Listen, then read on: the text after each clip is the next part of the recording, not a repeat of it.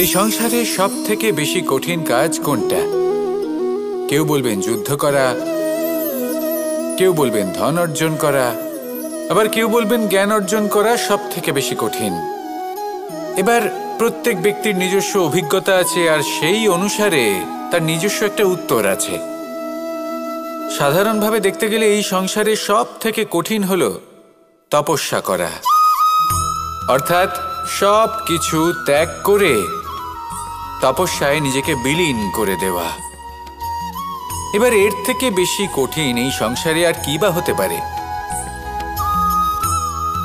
এই সংসারে, এই সমাজে, নিজের পরিবারের মধ্যে থেকেও ধৈর্য ধরে সামনে অগ্রসর হওয়া, এটা হলো সব থেকে কঠিন কাজ। কারণ যখন আপনি তপস্যা করেন তখন সেখানে আপনার ধৈর্য ভাঙার মতো কেউ থাকেন না, না কোনো বন্ধু, না কোনো আত্মীয়, না কোনো শত্রু, কেউ না। কিন্তু যখন আপনি এই সমাজে, এই পরিবারে থাকেন, কোনো না কোনো ব্যক্তি এসে আপনার ধৈর্যের বাঁধ ভেঙে দেওয়ার ক্ষমতা রাখেন। তারা আপনার ধৈর্যের বাঁধ ভেঙে দেয়, আর কখনো কখনো তারা অনিচ্ছাকৃতভাবেই সেটা করে থাকেন। কারণ তাদের মানসিকতা আপনার থেকে আলাদা, তাদের কর্ম আপনার থেকে আলাদা, তাদের দৃষ্টিভঙ্গি আপনার থেকে আলাদা, জীবন যাপন আপনার থেকে আলাদা। সেক্ষেত্রে আপনি ধৈর্যচ্যুত হন, প্রসন্নতা আপনার থেকে ছিনিয়ে নেওয়া হয়। সেই জন্য এই সংসারে, এই পরিবারের থেকেও ধৈর্য ধরে সামনে অগ্রসর হওয়া কোনো পর্বতের শিখরে গিয়ে তপস্যা করার থেকেও অনেক বেশি কঠিন। আর যে ব্যক্তি এই সমাজেই, এই পরিবারে, সেই সকল মানুষের মধ্যে থেকে গিয়েও ধৈর্য ধরে অগ্রসর হতে থাকেন, যারা এই কাজটা শিখে নিতে পারেন, তারাই কিন্তু জীবনে আনন্দ লাভ করতে পারেন। এই ধৈর্যই শেষে আপনার জীবনে প্রসন্নতা বহন করে আনবে। তাই ধৈর্য ধরে জীবনের পথে অগ্রসর হন, আর আমার সাথে ভালোবেসে বলুন, রাধা রাধা। এই জীবনে তিনটি গুরুত্বপূর্ণ শব্দ আছে যা বোঝা আমাদের কাছে খুব গুরুত্বপূর্ণ, এবং এই তিনটি শব্দের নিজস্ব অর্থ আছে। প্রথম হলো সঙ্গবদ্ধতা, অর্থাৎ একসাথে মিলে কাজ করতে হবে, একসাথে মিলে পরিশ্রম করতে হবে, সামনে এগোতে হবে। এরকম করতে পারলে আপনার শক্তি বৃদ্ধি পাবে, আপনার ক্ষমতা বৃদ্ধি পাবে, আপনি এগোতে পারবেন এবং অনেক দূরে যেতে পারবেন। দ্বিতীয় হলো আত্মবিশ্বাস। হেরে যাওয়া বস্তুও আবার জিতে নিতে পারবেন। যদি আপনার নিজের আত্মবিশ্বাস থাকে তাহলে আপনি কখনো পরাজিত হবেন না। এবং তৃতীয় হলো অহংকার। জয়লাভ করার পরেও কিন্তু এটা আপনাকে পরাজিত করতে পারে। সেই জন্য জীবনে সঙ্গবদ্ধ হন, আত্মবিশ্বাস রাখুন, কিন্তু কখনোই অহংকার করবেন না। এই অহংকার আপনার থেকে সব কিছু কেড়ে নিতে পারে।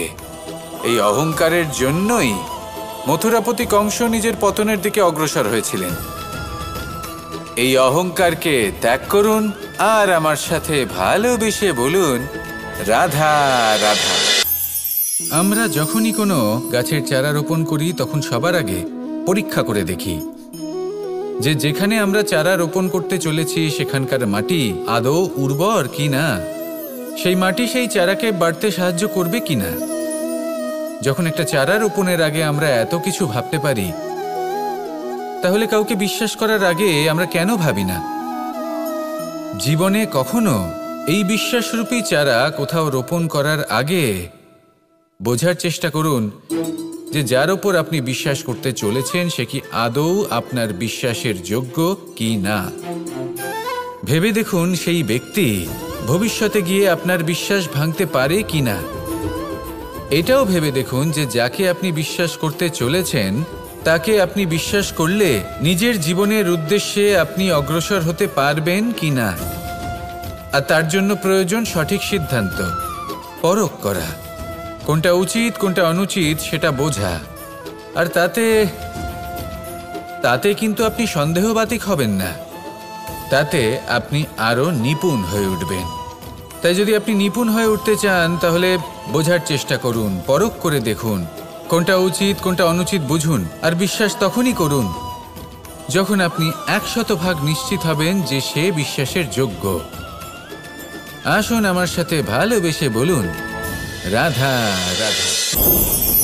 রাধা কখনো কখনো আমার জন্য বড়ই সুগন্ধি আতর নিয়ে আসে, পারিজাত ফুলের মালা নিয়ে আসে আমার প্রসাধন করবে বলে, এবং আমার সব থেকে বেশি প্রিয় মাখন নিজে হাতে বানিয়ে আনে আমাকে নিজে হাতে খাইয়ে দেবে বলে, সবকিছু আমাকে প্রসন্ন করবে বলে। কিন্তু আপনি কখনো ভেবেছেন যে এই আতর কিভাবে বানানো হয়? সহস্র ফুলের পাপড়ি একসাথে পিষে নিতে হয়, তারপরে তার থেকে যে রস নিঃসৃত হয় সেই রস দ্বারাই আতর তৈরি হয়। অনেক সংখ্যক ফুলকে অসীম যন্ত্রণা ভোগ করতে হয়, তবে তারা আমার প্রসাধন সামগ্রী হয়ে উঠতে পারে। দুধ থেকে মাখন তৈরি করার জন্য কতটা পরিমাণ মন্থন সহ্য করতে হয় সেটা আপনি জানেন। ঠিক সেই রকমই হলো আমাদের জীবনও। বিপদও আসে, কঠিন পরিস্থিতিও আসে, এর সম্মুখীন হতে শিখুন।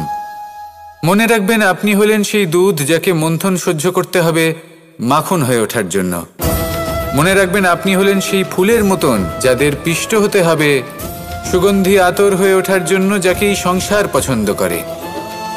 কখনো কখনো জীবনে আপনার সাথে খারাপ শুধুমাত্র এই কারণে ঘটে যাতে আপনার শ্রেষ্ঠ রূপ এই সংসারের সামনে আসতে পারে। শুধুমাত্র কঠিন পরিস্থিতি এবং বিপদকে একটা সুযোগ হিসেবে দেখার চেষ্টা করুন। আপনার জন্য এই সংসার বদলে যাবে, সংসারকে দেখার দৃষ্টিভঙ্গি পাল্টে যাবে, আপনার ভাগ্য পাল্টে যাবে, আর এই মন প্রসন্ন হয়ে বলবে, রাধা রাধা। পাশা নামক এই খেলাটি আপনারা নিশ্চয়ই খেলেছেন, না খেলে থাকলে দেখেছেন, আর যদি দেখেও না থাকেন তাহলে নিশ্চিত রূপে শুনেছেন। মহাভারতের এই মহাযুদ্ধ কোথাও না কোথাও এই পাশা নামক খেলার কারণে হয়েছিল। পাশার এই বিচিত্র খেলা, দান, এইসবের কারণে কেউ নিজের মাথায় রাজ মুকুট পরিধান করেছিলেন, আবার সেখানেই পরাজিত হওয়ার জন্য কাউকে বনবাসও ভোগ করতে হয়েছিল। কিন্তু এই খেলা সমাপ্ত হওয়ার পরে সমস্ত ঘুঁটি আর এই পাশার ছক একই পুটলিতে স্থান পেল। এটাই হলো আমাদের জীবন।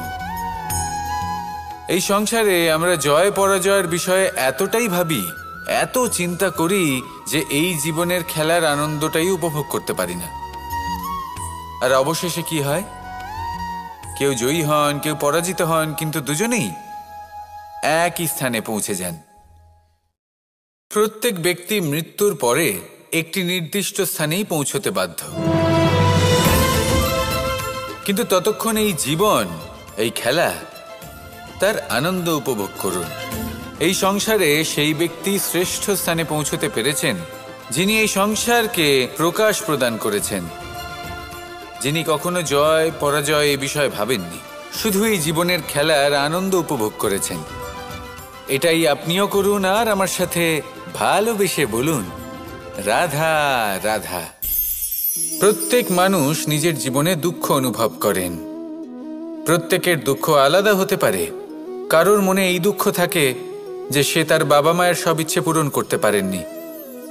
কেউ এটা ভেবে দুঃখ পান যে সে চিরকাল সদাচার করেছেন, সৎকর্ম করেছেন, কিন্তু তাও তাকে দুরাচারী বলে মনে করা হয়।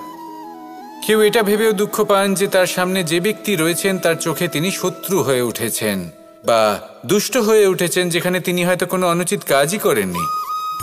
এবার এই সমস্ত বিষয় নিয়ে ভেবে নিজের ব্যক্তিত্ব নিয়ে সন্দেহ প্রকাশ করবেন না।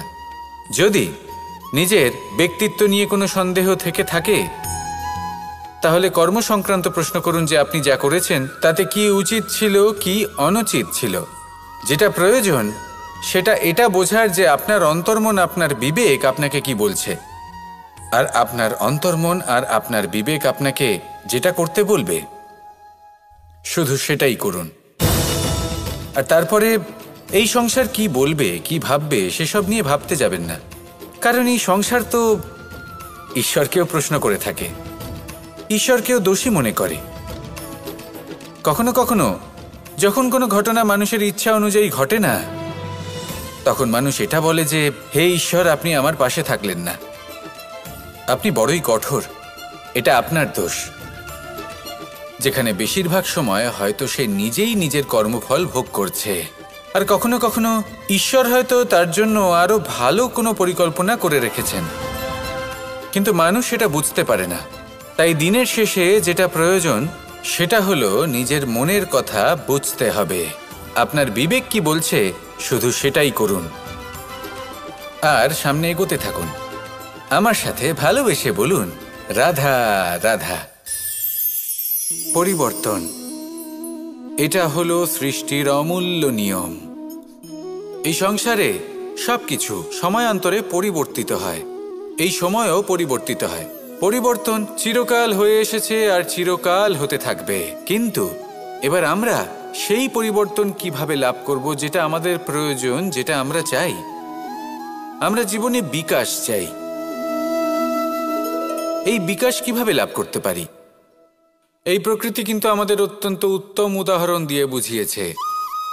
একটি বিন্দুর উদাহরণ দিয়েছে যা ভবিষ্যতে একটা বিশাল নদীর আকার ধারণ করে।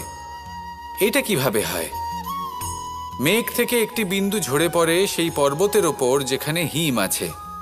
সেই হিমের সংস্পর্শে আসা মাত্র সেই বিন্দুর সাথে আরও বেশ কিছু বিন্দু যুক্ত হয়। তারপর তারা অগ্রসর হয়, আরও কিছু বিন্দু যুক্ত হয়, আস্তে আস্তে একটা ক্ষীণ ধারার রূপ ধারণ করে এবং সেটাই ভবিষ্যতে আরও এগোতে থাকে। অনেকটা যাওয়ার পর যখন অনেক সংখ্যক বিন্দু একসাথে যুক্ত হয় তখন সেটা বিশাল নদীর আকার ধারণ করে। এবার আমরা মানুষ বলে আমাদের সাথে এই নিয়মের অন্যথা হয় তা নয়। আমরাও এই প্রকৃতির অংশ, আমাদের ক্ষেত্রেও একই নিয়ম প্রযোজ্য। যখন পরিশ্রম করে অনেক সংখ্যক বিন্দু আমরা একত্রিত করব তখনই পরিবর্তনের নদী প্রবাহিত হবে। প্রয়োজন হলো নিরন্তর পরিশ্রম করা এবং ধৈর্য ধরা।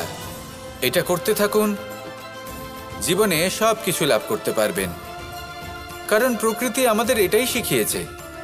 আর আমরা এই ব্রহ্মরই একটি অংশ, যার দ্বারা এই ব্রহ্মাণ্ড নির্মিত। আসুন আমার সাথে ভালোবেসে বলুন, রাধা রাধা। কখনো এই প্রকৃতির দিকে তাকিয়ে থাকবেন। এই প্রকৃতি অনেক ধরনের শিক্ষা দেয়। কোনো একটা গাছকে দেখুন কিভাবে সে মাটি থেকে জল শুষে নেয়। সে ঝড় হোক বা হোক কড়া রোদ সব সহ্য করে এবং অবশেষে সে ফল ধারণ করে।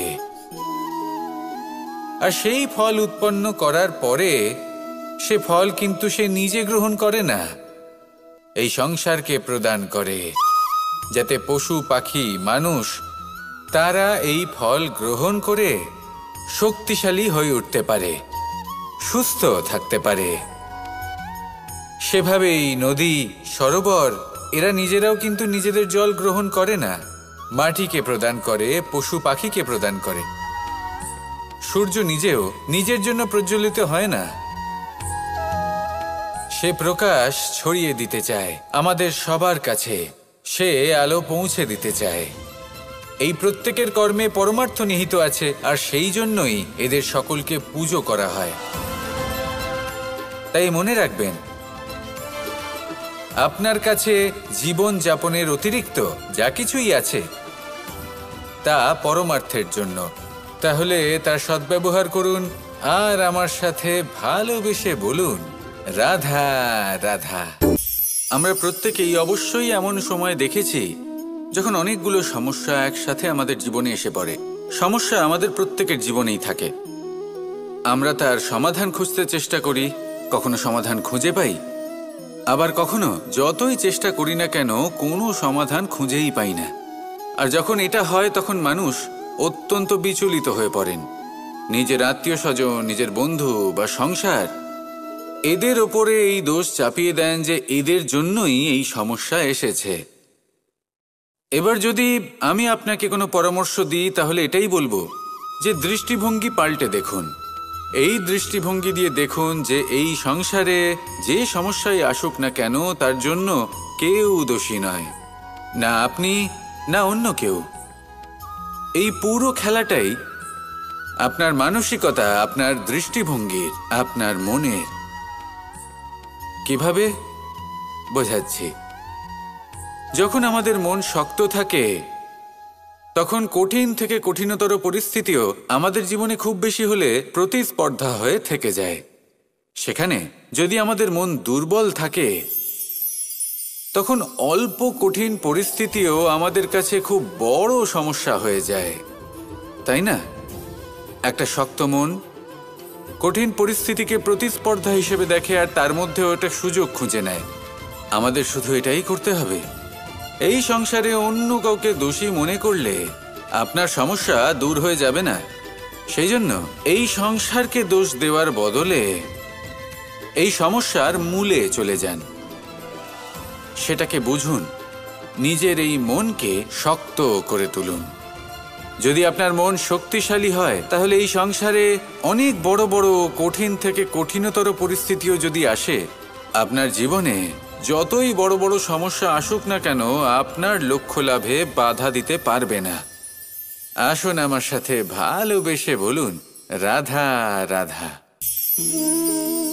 আমরা সবাই পাথর দেখেছি, পর্বতও দেখেছি, শুকনো পাতাও দেখেছি, শ্যামল বনানীও দেখেছি। কখনো ভেবেছেন পাথরের অস্তিত্ব কিন্তু ততক্ষণ পর্যন্ত যতক্ষণ সে পর্বতের গায়ে আটকে থাকে। যখন সেই পর্বত থেকে সেই পাথর ভিন্ন হয়ে যায় ও নিজের অস্তিত্ব হারিয়ে ফেলে। আস্তে আস্তে কখনো পাথর কেটে বা কখনো পিষ্ট হয়ে সেই পাথর আস্তে আস্তে মাটিতে পরিণত হয় এবং পূর্ণরূপে নিজের অস্তিত্ব হারিয়ে ফেলে। এটাই পাতার সাথেও হয়। এই পাতা যতক্ষণ গাছের ডালের সাথে যুক্ত ততক্ষণ তার অস্তিত্ব থাকে। যখনই ডাল থেকে বিচ্ছিন্ন হয়, সেও নিজের অস্তিত্ব হারিয়ে ফেলে। আর এটাই আমাদের সাথেও হয়। যতক্ষণ আমরা নিজেদের আপনজনের সাথে যুক্ত থাকি, আমাদের অস্তিত্ব বজায় থাকে। যখন আপনজনদের সাথে সম্পর্ক ছিন্ন করি, তখন আমরাও আমাদের অস্তিত্ব হারিয়ে ফেলি। এবার এই সংসারের প্রত্যেক ব্যক্তি স্বতন্ত্র থাকতে চান, আর অনেক ব্যক্তি স্বতন্ত্র থাকবেন বলে আপনজনদের দূরে করে দেন আর তাদের সাথে এই সম্পর্ক ছিন্ন করেন। এটা কি সত্যি প্রয়োজন?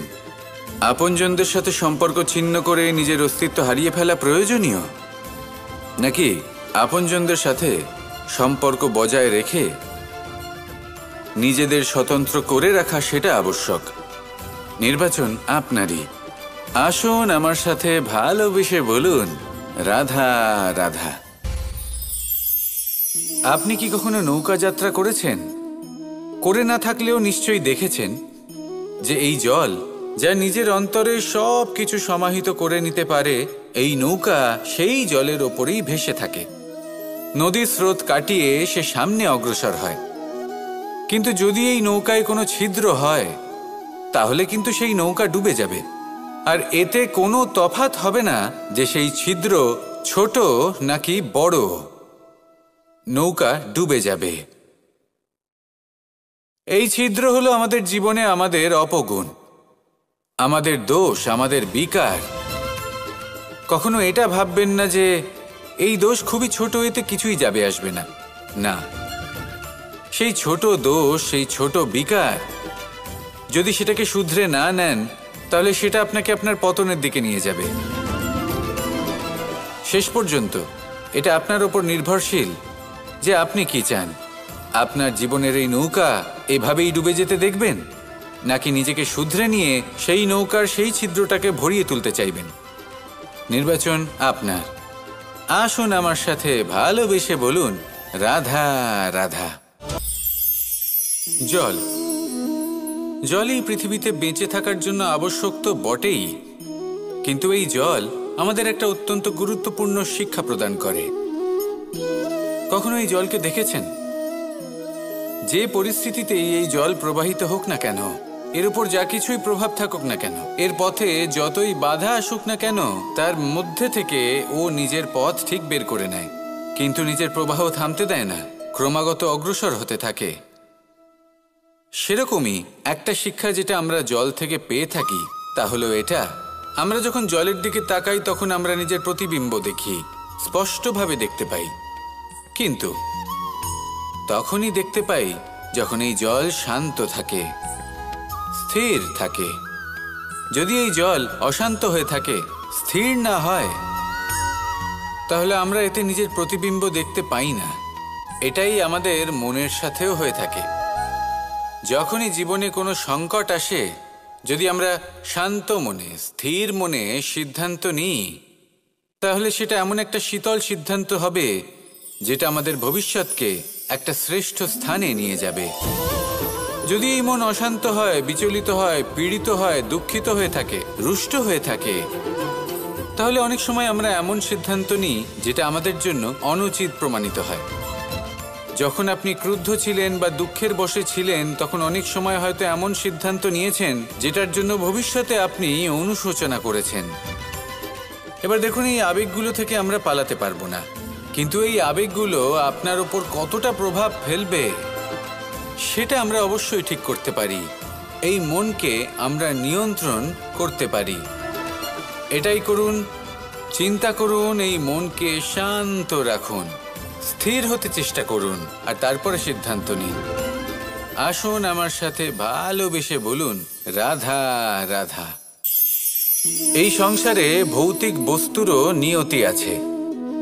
যারাই এই সংসারে আসে বা উৎপন্ন হয়, তারা কিছুমাত্র সময় পর্যন্তই এখানে থাকতে পারে, আর তারপরে সেও লুপ্ত হয়ে যায়, অর্থাৎ সে নিজেও এই পঞ্চমহাভূতে সমাহিত হয়ে যায়। আমাদের সাথেও ঠিক এটাই হয়। সেই জন্যই ঈশ্বর দ্বারা প্রদত্ত এই উপহারের বিষয়ে ভাবুন, এই জীবনের বিষয়ে ভাবুন। ঠিক যেমন বিশ্বাস ভঙ্গ হলে কোনো ব্যক্তি আমাদের কাছে অপরিচিত হয়ে যান, ঠিক সেরকমই শেষ নিঃশ্বাস ত্যাগের পর এই শরীরও আমাদের কাছে পরই হয়ে যায়। তাই এই শরীর থাকাকালীন শ্রেষ্ঠভাবে একে সদ্ব্যবহার করুন, এই জীবনে শ্রেষ্ঠ কর্ম করুন, আর এই জীবনকে শ্রেষ্ঠভাবে যাপন করার জন্য কিছু কথা বোঝা প্রয়োজনীয়। যদি আপনি কারোর প্রশংসা করেন, তাহলে পূর্ণ হৃদয় দিয়ে করুন। যদি আপনি হস্তক্ষেপ করে থাকেন, তাহলে মস্তিষ্ক দ্বারা করুন। যদি আপনি সমীক্ষা করেন, তাহলে বিবেক দ্বারা করুন। যদি আপনি ধন অর্জন করতে চান, তাহলে নীতি অনুসারে চলুন। যদি জীবনযাপন করতে চান, তাহলে রীতি মেনে করুন। আর যদি ঈশ্বরের ভজন করতে চান, তাহলে ভক্তিভাব নিয়ে করুন। শুধু এই কথা মনে রাখবেন যে আপনার এই জীবন কিন্তু অনিশ্চিত কাল পর্যন্তই আছে। কতক্ষণ আছে সেটা কেউ জানে না। তাই কিছু মুহূর্ত যেটা যাপন করতে আমরা এখানে এসেছি, সেখানে ক্রোধ, অহংকার, ঈর্ষা, এইসব আবেগের কি গুরুত্ব বলুন তো? এগুলো ত্যাগ করুন। মানুষকে ক্ষমা করতে শিখুন, আস্তে আস্তে বিশ্বাস করতে শিখুন। এই সংসারে নিঃস্বার্থভাবে প্রেম করতে শিখুন, আর সবার মধ্যে আনন্দ বিতরণ করুন। তাই এই সব গুণ যদি আপনি আত্মসাৎ করতে পারেন, তাহলে আপনার জীবনে শুধু আনন্দ এবং আনন্দই বিরাজমান হবে। আসুন আমার সাথে ভালোবেসে বলুন, রাধা রাধা, রাধা রাধা, রাধা রাধা।